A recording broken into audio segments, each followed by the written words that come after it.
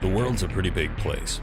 With our busy lives, no reasonable person can be expected to keep up with the biggest headlines each week, so I'm here to do it for you. This is Tony Pearson coming to you on behalf of WHIP with this week's Big Picture. Well, while last week's break from talking about the election and crazy stuff happening around the world was kind of nice, this week we got to get back to it. And on that note, this week a lot of stuff has happened. In fact, so many crazy things happened, I actually don't have time to cover them all. So I'm just going to cover the biggest and craziest things. We're going to talk about them for a bit. This week was just nuts, so let's just jump right into it. First things first, with the U.S. presidential elections, we've got some new scandals on both sides of the aisle. I'm going to begin with some new news regarding the Clinton email thing. If you are listening to this, odds are that you have heard about the FBI reopening the case on Clinton's emails.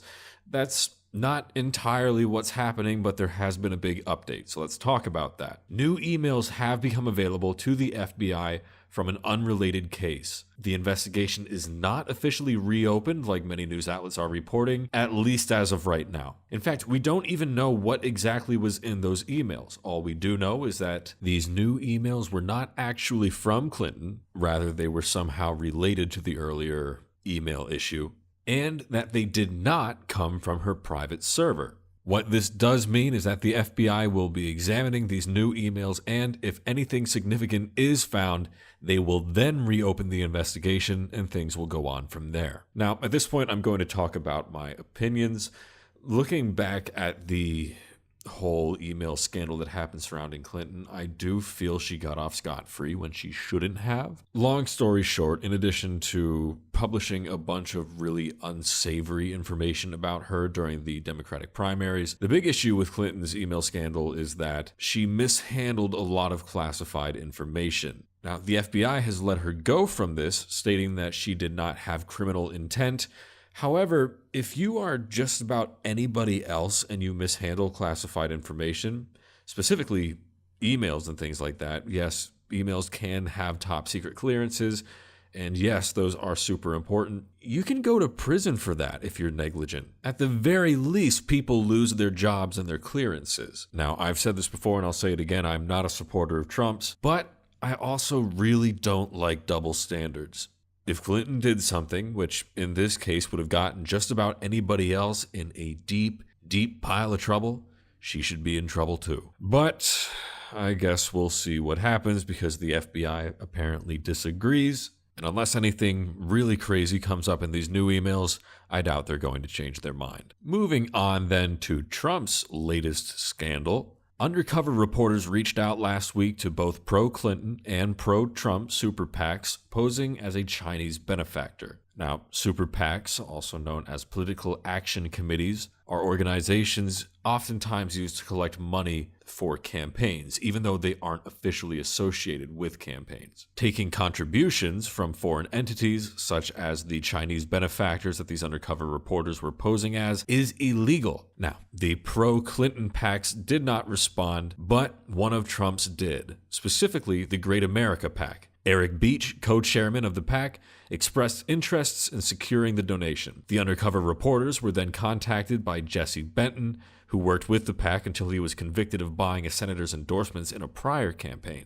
Mr. Benton, who described himself as a consultant for the PAC, was then recorded discussing how he could channel the donation through his own company in order to mask its origin before passing it along to the PAC. Mr. Benton made it clear that the generosity of that benefactor, whoever it was, would be, and I quote, whispered into Mr. Trump's ear. So this is really shady because it's a PAC for Trump soliciting some things which are very, very definitely illegal. That being said, the implications of this may not be what immediately come to your mind.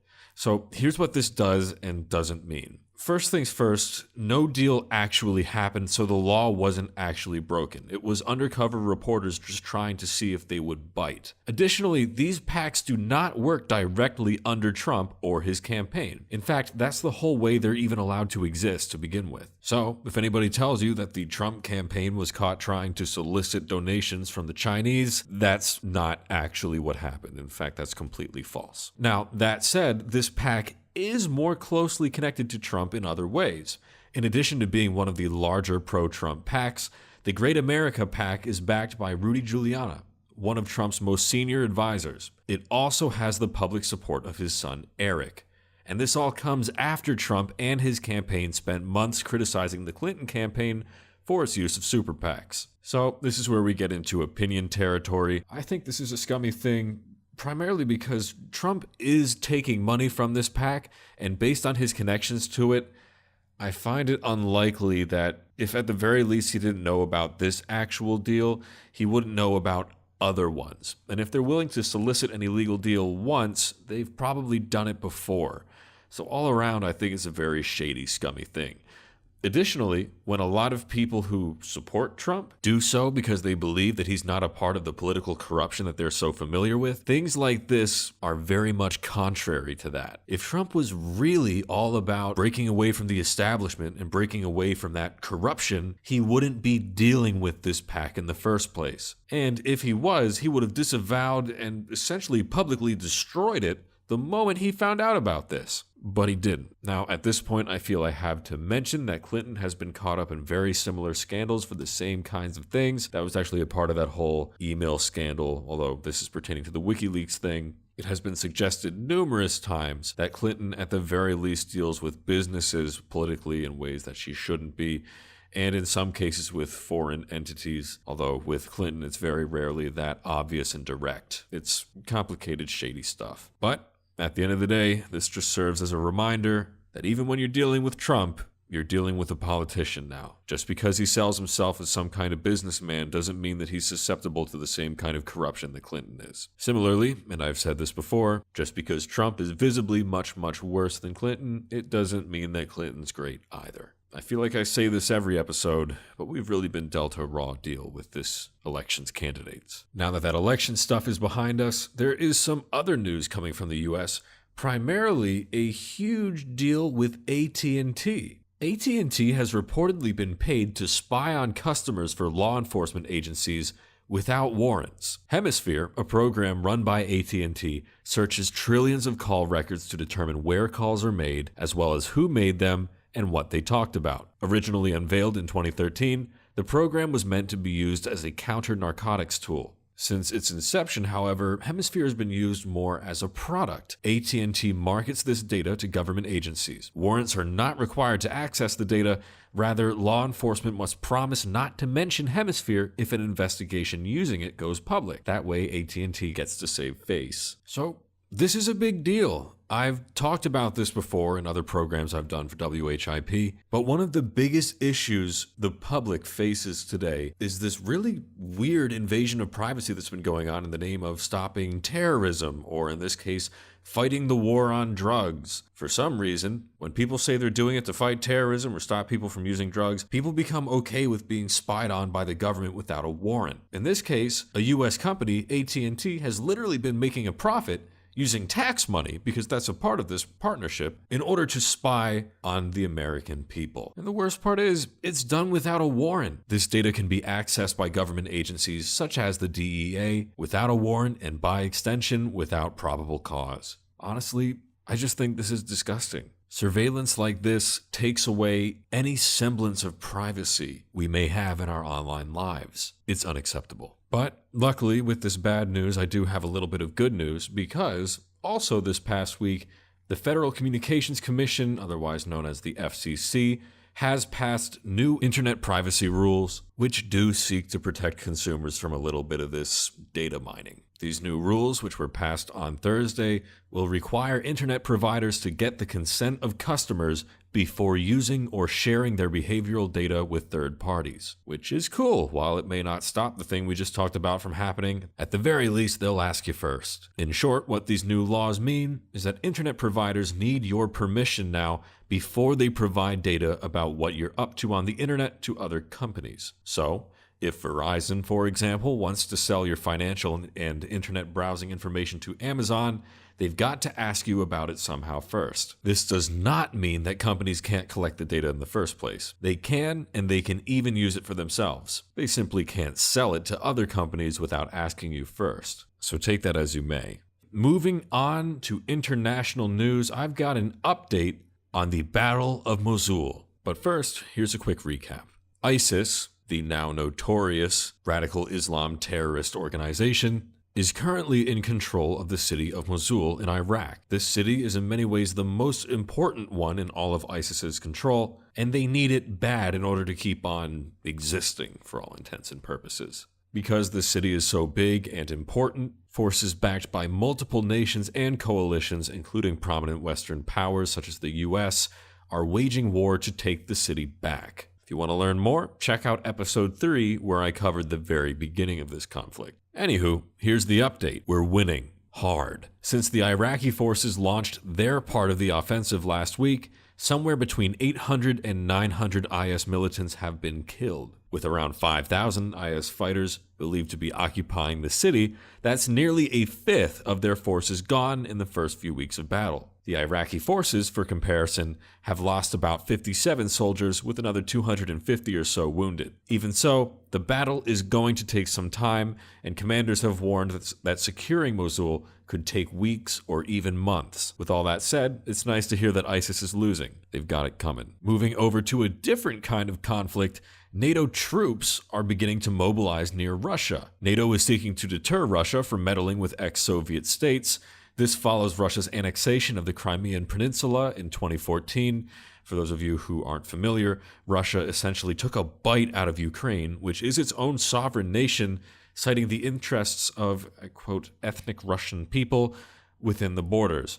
And it hasn't let go since. This is a huge deal because it represents one country literally invading another country during peacetime and not letting go of the region that it invaded. And a number of countries near Russia have been freaked out by this, and rightfully so. As a result of this, NATO is now in the process of setting up 4 active battle groups in the Baltic region, which is the region essentially surrounding Russia on that front between Europe and, well, Russia. And these active battle groups are totaling about 4,000 troops.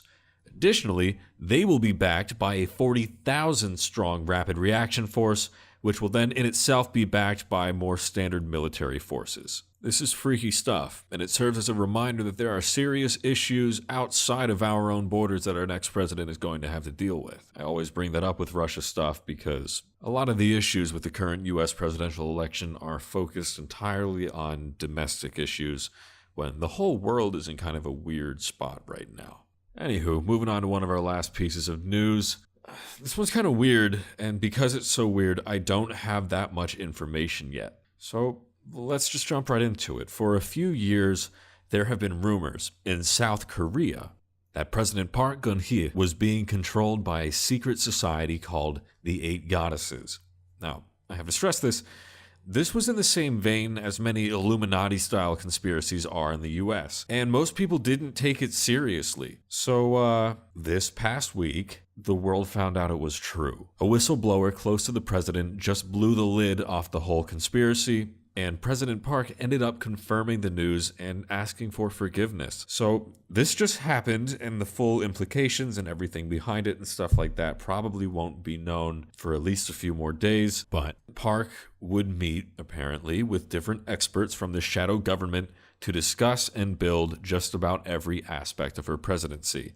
She would receive 30-centimeter thick presidential report packets, which would essentially guide all of her actions. So, in other words, it looks like the president of South Korea has actually been a puppet for another organization this entire time. It's really kind of freaky when something like this happens because it opens up the idea that this could kind of happen anywhere else. As more information about this controversy becomes available, I'll be sure to update you all. Finally, for our last piece of news, I am going to end it on a bit of a bright note. As of last week, renewable energy finally overtook coal as the world's largest source of power. This is awesome because renewable energy is, well, renewable and in many cases much less harmful for the environment, and coal is one of the dirtiest sources of energy out there. So it's not all bad news, which is good to know. That's all I've got for you guys this week. Hope you all enjoyed the show. Please be sure to tune in for next week's Big Picture, where I'll talk about whatever big news happens this upcoming week. I'm Tony Pearson, coming to you all on behalf of WHIP. Have a great week, everyone. Talk to you all soon.